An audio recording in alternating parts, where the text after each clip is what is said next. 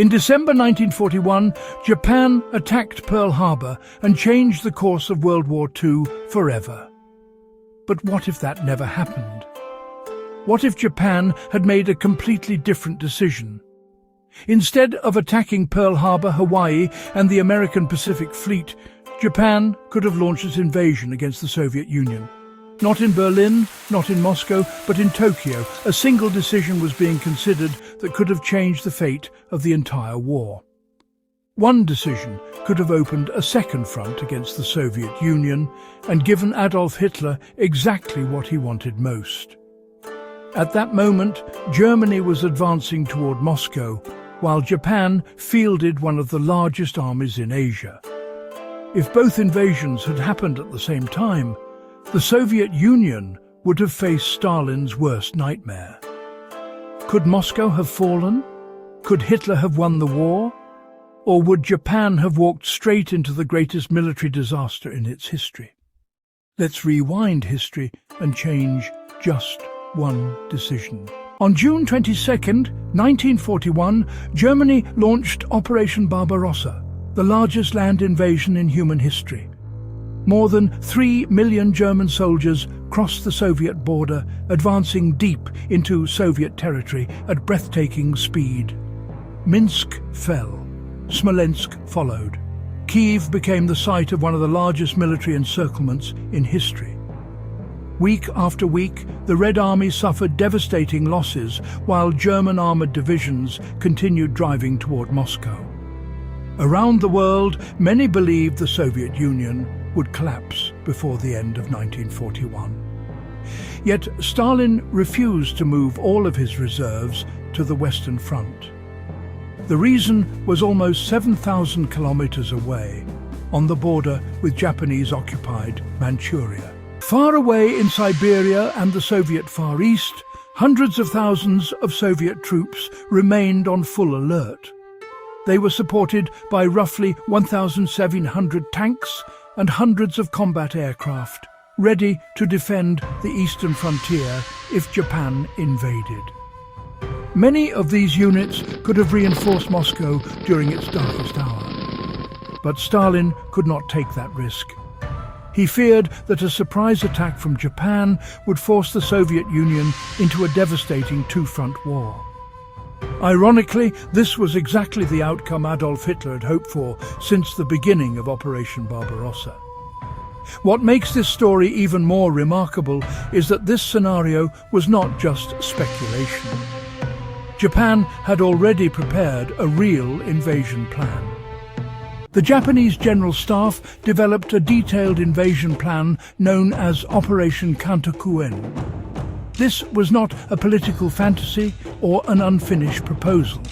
It was a fully developed military operation prepared for one specific moment.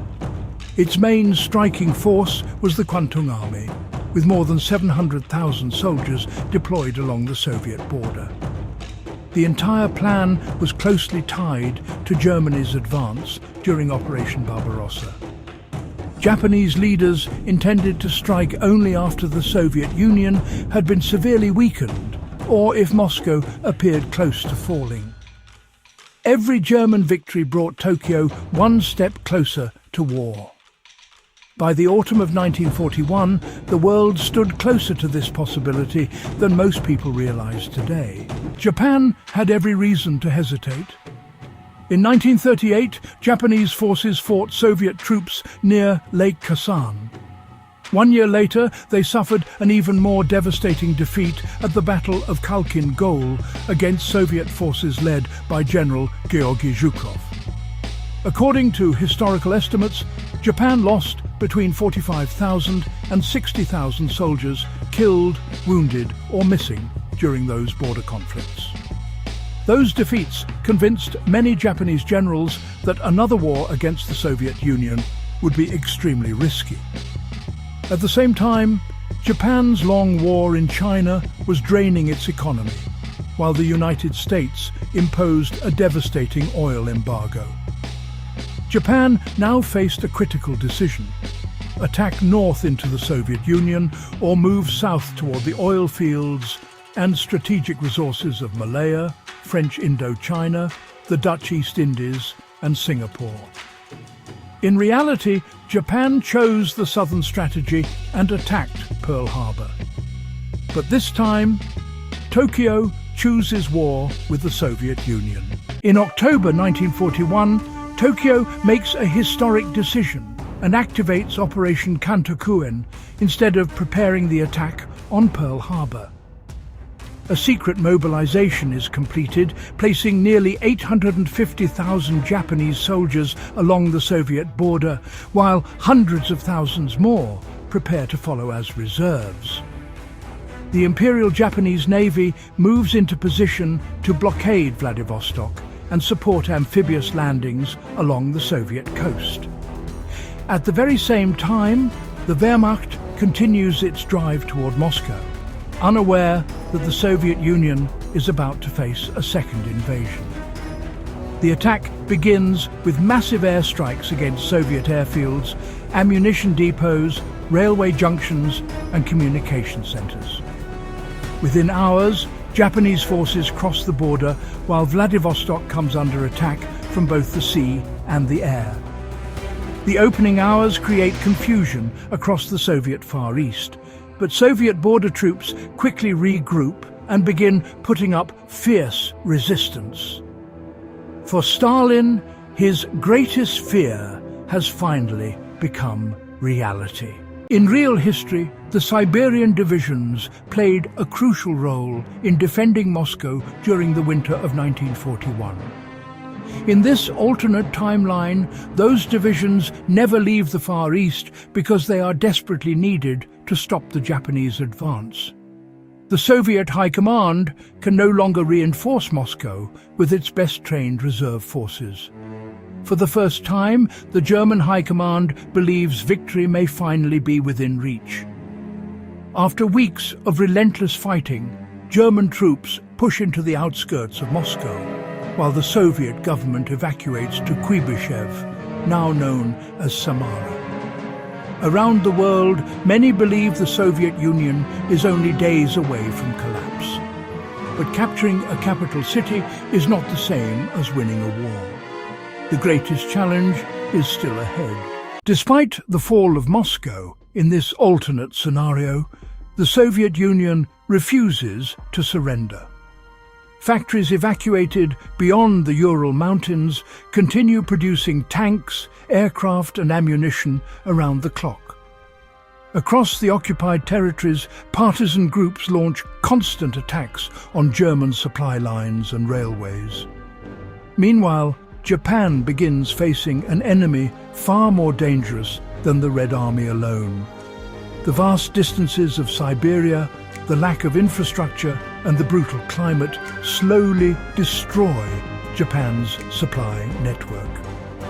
Fuel becomes scarce, ammunition arrives late, and thousands of vehicles are left stranded far from the front lines. The lightning campaign that Tokyo expected to finish within weeks turns into a brutal war of attrition. As Japan's offensive begins to stall, the Soviet Union slowly regains the strategic initiative. Soviet long-range bombers begin striking Japanese bases across Manchuria and Korea. As the front stabilizes, Soviet bombers eventually reach the Japanese home islands for the first time in this alternate timeline. Tokyo, which was expected to celebrate victory, is now illuminated not by the lights of parades, but by the flames of burning districts.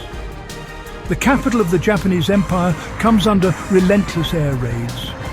Air raid sirens echo day and night as civilians flee the city in growing numbers. The emperor is evacuated to a secure command location, and the war that Japan expected to finish within months becomes a desperate fight for survival. While Japan becomes trapped in a costly continental war, the United States dramatically expands military aid to the Allies. Lend-Lease shipments reach unprecedented levels, supplying the Soviet Union with trucks, food, raw materials, and military equipment. Japan's economy, already weakened by the American oil embargo, begins running out of the resources needed to sustain a prolonged war. The Imperial Navy, once Japan's greatest advantage, struggles to operate because of severe fuel shortages. Every passing month shifts the balance further against the Axis powers. The war becomes a contest of industrial strength, logistics and endurance, areas where the Allies hold the decisive advantage. So, could Japan's invasion of the Soviet Union have changed the course of World War II? Almost certainly. It could have made the war longer, bloodier, and far more unpredictable than the one we know today. The fall of Moscow might have been one of the greatest victories in German history, but it would not necessarily have guaranteed ultimate victory for Germany and its allies. History is often shaped not only by great battles or powerful weapons, but by a single decision made at exactly the right moment. In this story, that decision was made not in Berlin, not in Moscow, but in Tokyo. Now it's your turn. How do you think this alternate war would have ended? Could Japan and the Axis powers have achieved victory? Or would the Soviet Union still have survived against all odds? Share your theory in the comments below, and don't forget to subscribe for more alternate history documentaries.